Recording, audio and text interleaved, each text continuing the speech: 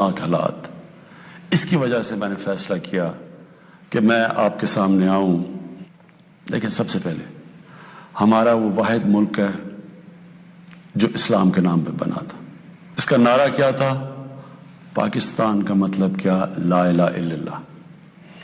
اس ملک کے جو لوگ ہیں، اور میں سارا پاکستان پھرا ہوں، چاہے وہ گناہ گار ہوں، چاہے وہ اپنے دین پہ صحیح معنی پہ عمل کریں یا نہ کریں، لیکن ہمارے نبی صلی اللہ علیہ وآلہ وسلم لوگوں کے دلوں میں بستے ہیں۔ کی وجہ سے اس لیے جب بھی کہیں بھی دنیا میں ان کی شان میں کسی قسم کی گستاخی ہوتی ہے تو ہمیں اس کا نعرہ کیا تھا، لیکن کیونکہ میں دنیا پھرا ہوا ہوں، صرف ہمیں نہیں تکلیف ملتی، جو بھی جہاں بھی دنیا میں مسلمان بستا ہے ان سب کو تکلیف ہوتی ہے۔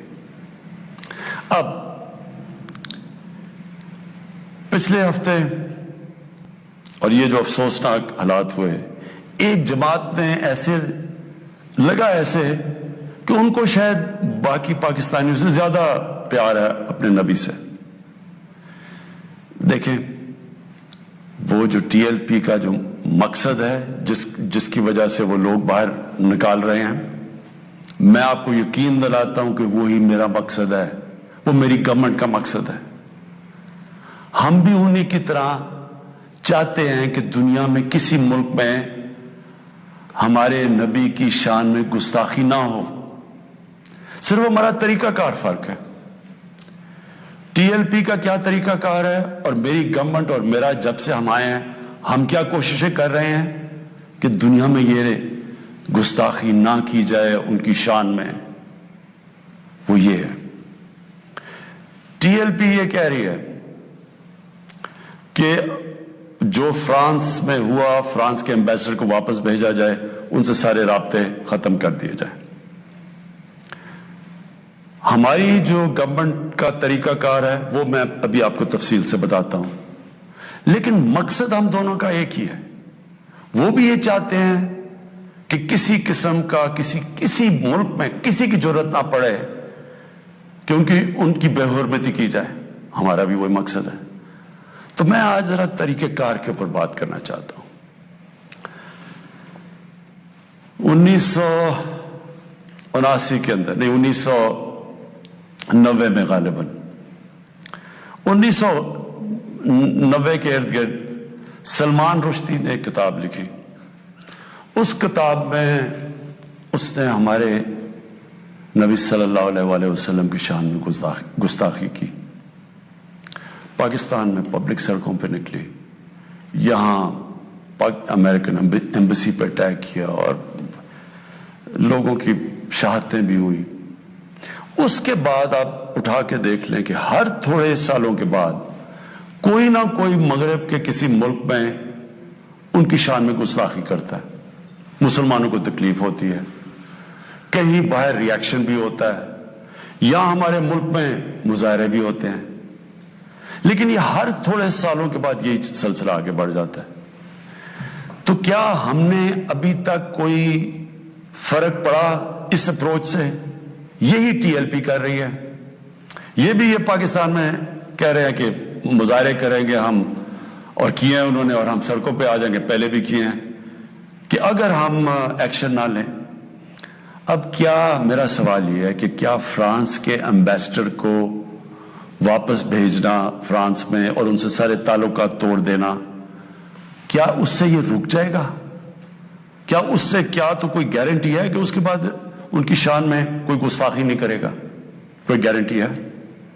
میں مغرب کو جانتا ہوں، میں آپ کو گارنٹی کرتا ہوں کہ اگر آپ یہ کریں گے، اگر ہم یہ کریں پاکستان، تو اس کے بعد کسی اور یورپین ملک میں یہی ہوگا، آزادی کے رائے پہ نام پہ۔ وہاں انہوں نے یہ ایک آزادی رائے کا ایشو بنایا ہوا ہے، اس کے نام پہ وہ کہیں گے اچھا آزادی رائے کی وجہ سے انہوں نے یہ کیا، ہم بھی یہ کر رہے ہیں، وہ بھی کوئی گستاخی کریں گے۔ کیا پھر اس کے ایمبیسڈر کو بھی ہم واپس بھیجیں گے؟ اور 50 مسلمان ملک ہیں، کوئی بھی اس طرح نہیں کر رہا، کوئی وہاں کہیں مظاہرے نہیں ہوئے، وہ بھی نہیں کہہ رہے کہ ایمبیسڈر کو واپس بھیجو۔ تو اس کا پہلے تو کوئی فرق نہیں پڑنا لگا فرانس کو۔ لیکن میں آپ کو یہ بتاؤں پاکستان کو کیا فرق پڑے گا. سب سے بڑا فرق یہ پڑے گا ہمارے ملک کو کہ بڑی مشکلوں سے ہماری معیشت اٹھ رہی ہے. بڑی دیر کے بعد پاکستان کے اندر انڈسٹری اوپر جا رہی ہے. لارج اسکیل انڈسٹری بڑی دیر کے بعد اٹھ رہی ہے. نوکریاں مل رہی ہیں لوگوں کو. ہمارے ملک میں دولت میں اضافہ ہو رہا ہے. ہماری ایکسپورٹس بڑھ رہی ہیں. ہمارا روپیہ مضبوط ہو رہا ہے. بڑی دیر کے بعد روپیہ مضبوط ہوتا جا رہا ہے. جب روپیہ اوپر جاتا ہے تو مثلا پیٹرول اور ڈیزل سستا کیا ہے. باہر کی جو چیزیں ہم اگاتے ہیں وہ سستی ہونی شروع ہو گئی ہیں. جب ہم فرانس کے ایمبیسڈر کو واپس بھیج کے تعلقات توڑیں گے ان سے، اس کا مطلب کہ یورپین یونین سے ہم تعلقات توڑیں گے. اس کا مطلب کیا کہ جو ہماری آدھی ٹیکسٹائل کی ایکسپورٹس ہیں وہ یورپین یونین میں جاتی ہیں. تو اس کا مطلب آدھی ہماری ٹیکسٹائل ایکسپورٹس وہیں ختم ہو گئی. اس کا مطلب بے روزگاری، فیکٹریاں بند ہو جائیں گی. اور اس کے آگے کیونکہ آدھی ہماری مین ایکسپورٹ ٹیکسٹائل ہے، جب ٹیکسٹائل آدھی رہ جائے گی ایکسپورٹ، ہمارے روپے کے اوپر پریشر پڑے گا، روپیہ گرے گا، مہنگائی بڑھے گی، غربت بڑھے گی. تو نقصان ہمیں ہوگا، فرانس کو کوئی نقصان نہیں ہونے لگا. تیسری چیز اب ہم نے اس کے اوپر جب یہ ہوا تو میں پہلے ذرا آپ کو تھوڑی تفصیل پیچھے بتا دوں. یہ ہم 2-2.5 مہینے سے لگے ہوئے تھے. ہماری گورنمنٹ TLP سے مذاکرات کر رہی تھی. ہم ان کو یہی چیزیں سمجھا رہے تھے کہ اس سے نقصان ہمیں ہونے لگا ہے. ان کو نقصان نہیں ہوگا، ہماری عوام کو نقصان ہوگا. مذاکرات چلتے جا رہے تھے. انہوں نے کہا جی اسمبلی میں رکھو، اور اسمبلی جو فیصلہ کرتی ہے. ہم نے فیصلہ کیا ٹھیک ہے ہم اسمبلی میں یہ رکھتے ہیں. لیکن ہم پھر دیکھنا شروع کیا کہ ان کی موبلائزیشن نیچے ہو رہی ہے، ان کی تیاریاں ہو رہی ہیں اسلام آباد آنے کے لیے. ایک طرف مذاکرات چل رہے ہیں، ایک طرف اسلام آباد آنے کی تیاری ہے. پھر ابھی مذاکرات چل رہے ہیں اور ہم نے یہ فیصلہ کیا ہوا تھا کہ ہم اسمبلی میں رکھیں گے اس ایشو کو. تو پتہ چلا کہ انہوں نے پہلے اناؤنس کر دیا کہ جی اب تو فرانس کا اگر ایمبیسڈر آپ واپس نہیں بھیجیں گے تو ہم سارے اسلام آباد میں دھرنا دیں گے. تو یہ اس کے بعد یہ ہماری بات چیت ٹوٹی. اس کے بعد پھر یہ اریسٹ ہوئے. اب میں صرف آپ کو بتانا چاہتا ہوں کہ اس سے اب تک ہوا کیا ہمارے ملک میں. ذرا دیکھ لیں کہ ہم نے اپنے آپ کو کتنا نقصان پہنچایا. اب تک 40 پولیس کی گاڑیوں کو جلا دیا گیا. لوگوں کی پرائیویٹ پراپرٹی کے اوپر کئی لاکھوں کروڑوں روپے کا نقصان ہوا ہے. 4 پولیس والے شہید ہوئے ہیں. 800 سے زیادہ پولیس والے زخمی ہوئے ہیں. پہلے دن جب شروع ہوا تو تقریباً 100 سڑکیں بلاک کر دی. اس سے جو عوام کو نقصان ہوا، اس سے کئی جو آکسیجن کے سلنڈرز نہیں جا رہے تھے بیچارے جو کورونا کے مریض ہیں ان میں اموات ہوئی. اور پھر باہر سے کود پڑے لوگ، ہمارے پاکستان کے دشمن. ابھی تک ہم نے جو 4 لاکھ ٹویٹس کو اینالائز کیا ان میں سے 70% فیک اکاؤنٹ سے تھی. مثلا پروپیگنڈا، جس طرح یورپین یونین کی ڈس انفارمیشن لیب نے جب بتایا کہ ہندوستان کی کچھ 600 سائٹس ہیں، فیک سائٹس، میڈیا سائٹس، جس سے وہ فیک نیوز اور پروپیگنڈا کر رہے ہیں پاکستان کے خلاف. تو یہاں بھی ہمیں پتا چلا کہ 380 ہندوستان کے انڈیا کے گروپ تھے جو کہ واٹس ایپ سے فیک نیوز چلا رہے تھے کہ سول وار ہو گئی پاکستان میں. ہماری پولیٹیکل پارٹیز، مجھے افسوس سے کہنا پڑتا ہے کہ وہی JUI جو فضل الرحمان کی پارٹی، وہ بھی بیچ میں شامل ہو گئی کہ کسی طرح گورنمنٹ کو ڈی سٹیبلائز کریں، ملک کو نقصان پہنچائیں. ساتھ وہ نون لیگ. اب ان سے میں پوچھتا ہوں کہ جب یہ سلمان رشدی نے کتاب لکھی تھی تو نواز شریف تو پہلی دفعہ پرائم منسٹر بنے تھے. کتنی انہوں نے سٹیٹمنٹس دی تھی، کتنی دفعہ انہوں نے کسی فورم میں کہا تھا کہ اس نے بڑا غلط کام کیا، مسلمانوں کے دلوں کو تکلیف پہنچائی ہے. کتنی دفعہ کسی بھی مسلمان ہیڈ آف سٹیٹ نے کسی انٹرنیشنل فورم پہ اس پہ بات کی تھی، تو آج ان کے ساتھ مل گئے ہیں صرف انتشار پھیلانے کے لیے۔ دیکھیں، اب یہ میں نے آپ کو بتایا کہ ایک اپروچ ہے کہ اپنے ملک میں مظاہرے کرو، اپنے ملک کو نقصان کرو، کوئی فرق نہیں پڑتا فرانس کو، اچھا ایمبیسڈر واپس بھیج دو، کوئی فرق نہیں پڑتا۔ اب یہ سنیں کہ میری اپروچ کیا ہے۔ مقصد تو ہمارا ایک ہی ہے، ہم کیا چاہتے ہیں کہ ہم یہ چاہتے ہیں کہ یہ جو ہر تھوڑے سالوں کے بعد ہمارے دلوں کو تکلیف پہنچائی جاتی ہے، اس کی دوسری اپروچ کیا ہے، یہ اب سنیں میری اپروچ کیا ہے۔ دیکھیں، میں پھر سے آپ کو بتاتا ہوں، مغرب کو میں سب سے بہتر سمجھتا ہوں، میری بڑی زندگی گزری ہے وہاں، میں ان کی سوچ کو جانتا ہوں۔ دیکھیں، سب سے پہلے جو کوشش کرنی چاہیے، جو ہم نے کی ہے، اور میں ابھی بتاتا ہوں ہم نے کیا کیا کوشش کی ہے۔ اچھا، میں یہ پہلے بتا دوں، سب سے پہلے جون 2019 میں 14ویں جو سمٹ تھی OIC کی، وہ پہلی دفعہ جا کے میں نے اسلاموفوبیا کی بھی بات کی، اور میں نے یہ بات کیا کہ جو مغرب کے اندر ہمارے پیارے نبی کی بے حرمتی کی جاتی ہے، کہ ہم سب مسلمان ملکوں کو مل کے ہم ایک پلان کرنا چاہیے، کہ اکٹھا اپروچ کرنا چاہیے، کہ ان کو سمجھانا چاہیے مغرب کو۔ دوسرا، میں نے پھر جب سپٹمبر 2019 میں یونائٹڈ نیشنز کی جنرل اسمبلی میں گیا، ادھر میں نے یہ اٹھایا، دونوں چیزیں، اسلاموفوبیا کی بھی بات کی۔ اسلاموفوبیا کا کیا مطلب ہے؟ اسلام کے خلاف نفرت، اور اس نفرت کے اندر ایک یہ ہے کہ وہ ہمارے نبی صلی اللہ علیہ وسلم کی شان میں گستاخی کرتے ہیں، تو یہ ایک ہی چیز اکٹھے کرتے ہیں یہ۔ تو ادھر میں نے بات کی یونائٹڈ نیشنز میں۔ پھر اگلے سال جو 2020 میں یونائٹڈ نیشنز کی جنرل اسمبلی ہوئی، پھر میں نے اسلاموفوبیا کی بات کی، اور میں نے کہا کہ یہ کس طرح 1.25 ارب لوگوں کو تکلیف پہنچائی جاتی ہے۔ پھر یونائٹڈ نیشنز کی ہیومن رائٹس باڈیز کے اندر اور کمیشن میں میری گورنمنٹ نے مسلسل اسلاموفوبیا کی بات کی۔ پھر میں نے فیس بک کا جو CEO ہے مارک زکربرگ، میں نے اس کو خط لکھا کہ کیسے فیس بک کو استعمال نہیں کرنا چاہیے اسلاموفوبیا کے لیے۔ اور پھر جب یہ فرانس میں ہوا، اور جس کے اوپر یہ TLP کہہ رہی ہے کہ فرانس کے ایمبیسڈر کو واپس بھیجیں، میں نے سارے مسلمان ہیڈز آف سٹیٹس کو خط لکھا، اور میں نے ان کو کہا کہ ہمیں جوائنٹ ایکشن لینا چاہیے اس کے اوپر۔ اور اب میں آپ کو سمجھانا چاہتا ہوں میری اسٹریٹجی کیا ہے۔ اسٹریٹجی یہ ہے کہ ہم سارے مسلمان ملک کے جو ہیڈز ہیں، ہم مل کے مغرب کے فورمز میں، یورپین یونین میں، یونائٹڈ نیشنز میں، ہم ان کو یہ بتائیں کہ کیوں ہمیں تکلیف ہوتی ہے جب یہ آزادی رائے، فریڈم آف سپیچ کے نام پہ یہ جب نبی صلی اللہ علیہ وسلم کی شان میں گستاخی کرتے ہیں، کیونکہ ان کو اس چیز کی سمجھ نہیں ہے۔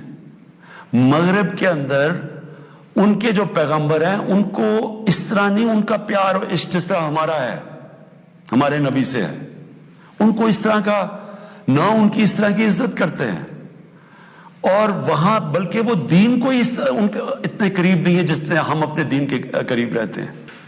اس لیے ہمیں ان کو سمجھانا پڑے گا، اور سمجھائیں گے جب آپ مل کے اکٹھے کلیکٹیولی مسلمان دنیا کے ہیڈز آف سٹیٹس جب ہم بات کریں گے، جو میں یہ ہر جگہ جن فورمز پہ کہتا گیا ہوں، تب اس کا اثر ہوگا۔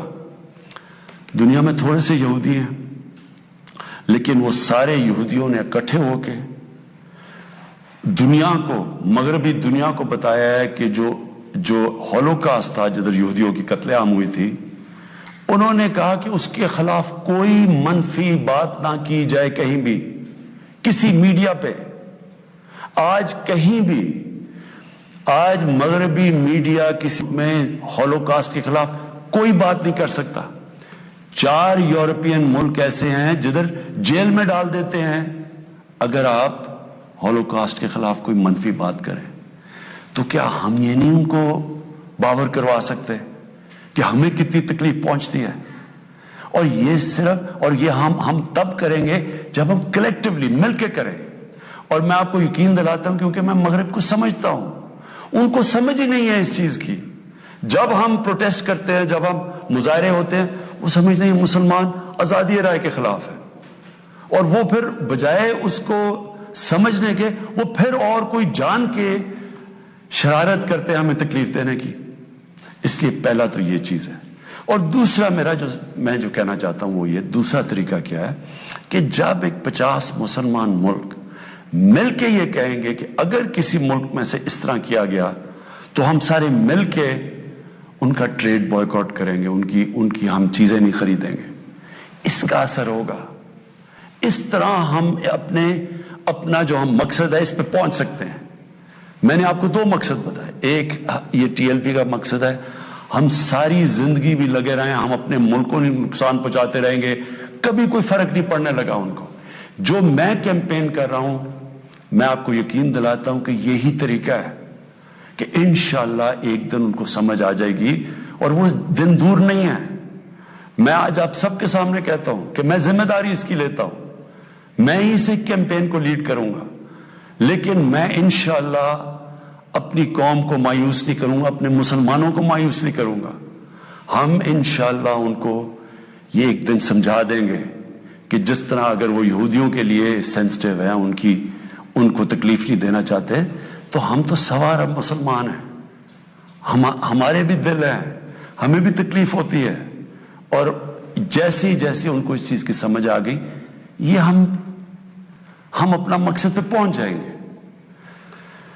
آخر میں اپنے علماء ان کو خاص طور پہ کہنا چاہتا ہوں کہ آپ کو اس میں ہمارے ساتھ مل کے, میرے ساتھ مل کے میری تائید کرنی چاہیے, ہماری مدد کرنی چاہیے, کیونکہ یہ جو چیزیں یہ جو ہو رہے ہیں ہمارے ملک کو نقصان پہنچ رہا ہے, اس سے تکلیف پہنچتی ہے. ہماری پولیس سے جو ہوا ہے, 800 پولیس انجر ہوئی ہے, جو ان کو کئی ہسپتالوں میں پڑے ہوئے ہیں. تو اس سے کس کو فائدہ ہوا ہے؟ کیوں ہندوستان کی یہ جو ویب سائٹس ہیں جو اس کے اندر کود پڑی ہیں, یہ دشمنوں کو فائدہ ہوا ہے. قوم کو کیا فائدہ ہوا اس سے؟ قوم کو تو صرف نقصان ہوا ہے. اور جو مقصد ہے ہمارا, اس سے تو اس پہ نہیں پہنچ رہے ہم. کوئی فرق نہیں پڑے گا کسی مغربی ممالک کو جو مرضی ہم اپنا ملک کا نقصان کریں, جرم کہیں اور ہو, ہم اپنے اوپر خودکش حملہ کر دیں. یہ کون سی عقل اور سمجھ ہے؟ تو میں آپ سب کو کہوں گا, اپنی قوم کو کہوں گا کہ یہ ٹائم ہے اکٹھے ہونے کا.